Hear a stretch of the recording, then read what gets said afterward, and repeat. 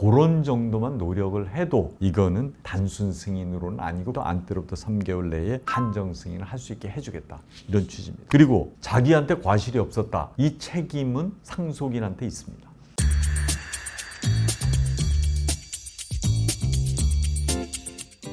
안녕하세요. 행복한 상속의 홍순기 변호사입니다. 지난 시간에 예고를 드린 대로 상속에서의 단순 승인, 그 잘못하면 빚 폭탄을 맞는다, 그 부분에 관해서 말씀을 드리겠습니다. 아직까지 구독자가 아니시면 구독, 좋아요 눌러주시면 감사하겠습니다. 우선 구독자분의 질문을 읽어드리겠습니다. 아버지가 돌아가셨습니다. 안심상속 원스톱 서비스 신청으로 확인 결과 금융기관에 대출은 없고 상속인들이 아는 한 개인적인 채무도 없었습니다. 그래서 아무런 조치도 하지 않고 6개월이 지났는데 갑자기 사채업자가 아버지의 고액의 채무를 변제하라는 소송을 걸어왔는데 그 액수가 상속재산보다 많습니다. 어떻게 대응을 해야 할까요? 우선 제가 이전에도 한번 그 단순 승인에 관해서 말씀을 드린 적이 있잖아요. 그러니까 단순 승인이라는 말이 피상속인의 재산과 채무를 무제한적이고 무조건적으로 승계를 하겠다, 이런 취지입니다. 그게 결국 그러니까 재산도 다 받고 빚도 다 갚겠다, 이런 취지잖아요. 단순 승인의 법적인 성질을 보면 상속재산하고 상속인의 고유재산이 합쳐져서 전부 다 상속인의 고유재산이 되는 거죠. 그러니까 상속인은 상속채무하고 유증, 이거를 변제할 무한 책임을 지게 되는 겁니다. 그러니까 단순 승인을 하면 다 책임, 상속재산이 모자라도 그 상속채무하고 유증에 관해서는 전체를 다 갚아야 된다, 이런 취지입니다. 지금 단순 승인의 그런 방법하고 기간이 있느냐? 단순 승인에는 아무런 형식은 없습니다. 단순 승인을 뭐 법원에 신고하거나 이런 건 아니거든요. 아무런 의사표시를 그럼 안 했다, 3개월 동안 뭐 상속 포기나 한정 승인이나 의사표시를 안 했을 때 이걸 단순 승인으로 부는 규정이 민법에 있거든요. 그게 이제 민법 제 1026조인데요. 그게 이제 법에서 이럴 때는 단순 승인으로 보겠다. 제가 그 조항을 한번 좀 읽어드리겠습니다. 우선 1026조 1호가 뭐냐면 상속재산에 대한 처분을 했다, 이랬을 땐 단순 승인으로 봅니다. 처분이라는 게 빚을 갚든가 아니면 채권을 받는 것도 처분입니다. 그러니까 빚을 갚아도 안 되고 빚을 다른 사람이 피상속인한테 했던 그 채무, 그러니까 피상속인의 채권, 그걸 받아도 안 되는 거죠. 이게 단순히 뭐 보존하거나 관리하는 것은 처분은 아닙니다. 근데 이제 2호에 그 1026조 2호에 상속인이 상속 개시 후 3개월 내에 한정 승인이나 상속 포기를 하지 않은 때는 단순 승인으로 본다. 이게 이제 문제가 생긴 거죠. 헌법 불합치가 된 조항입니다. 그리고 3호는 상속인이 한정 승인이나 상속 포기를 한 후에 상속 재산을 감추거나 또 하나는 부정 소비하거나, 이거는 정당한 사유 없이 상속 재산을 소비하는 것을 말하는 거거든요. 그렇든지 아니면 한정 승인 신청할 때 고의적으로 상속 재산을 누락을 시켰다, 그러면은 이제 그때는 단순 승인으로 보겠다는 겁니다. 그래서 말씀드린 1호하고 3호는 물론 단순 승인으로 보는데 2호, 아까 얘기했듯이 3개월 내에 상속 포기나 한정 승인 하지 않았을 때 단순 승인으로 본다. 이제 이 조항이 문제가 생겼다는 거를 말씀을 드렸고, 그건 다시 한번 말씀을 드리겠습니다. 그리고 단순 승인의 효과라는 거는 상속 채무가 상속 재산보다 많아도 변제를 거절하지 못하는 거예요. 그래서 이게 이제 특별 한정 승인 제도가 생겼다 그랬잖아요.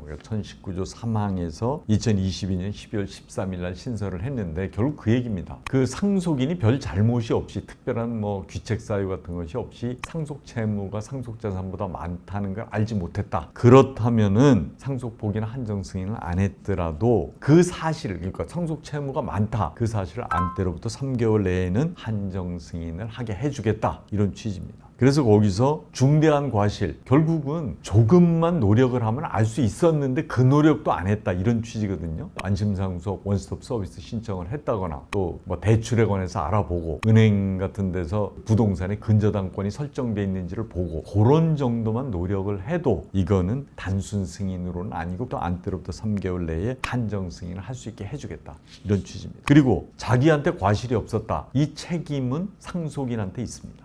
그래서 구독자분의 질문에 대해서 답변을 드리면 그 질문자께서는 이제 아버지가 돌아가시고 안심상속 서비스 절차를 이용해서 알아보셨다 그랬거든요. 그리고 이제 나서 단순 승인 하신 거잖아요. 그러니까 아버지 부동산에 또 뭐 근저당권이 설정돼 있거나 개인적인 채무가 있는지 뭐 이런 것도 그때 확인을 했는데 발견되지가 않았어요. 그러니까 이게 질문자께서는 중대한 과실 없이 3개월이 지난 셈이 된 겁니다. 그러니까 지금이라도 1019조 3항에 따라서 특별 한정 승인을 신청해서 구제를 받으실 수가 있습니다. 이상 영상이 유익하셨다면 구독, 좋아요 부탁을 드리겠습니다. 그리고 다음 시간에는 지금 윤태일 변호사하고 함께 상속 포기를 잘못해도 미성년 자녀에 대한 빚 폭탄은 없다. 그 부분에 관해서 말씀을 드리겠습니다. 감사합니다.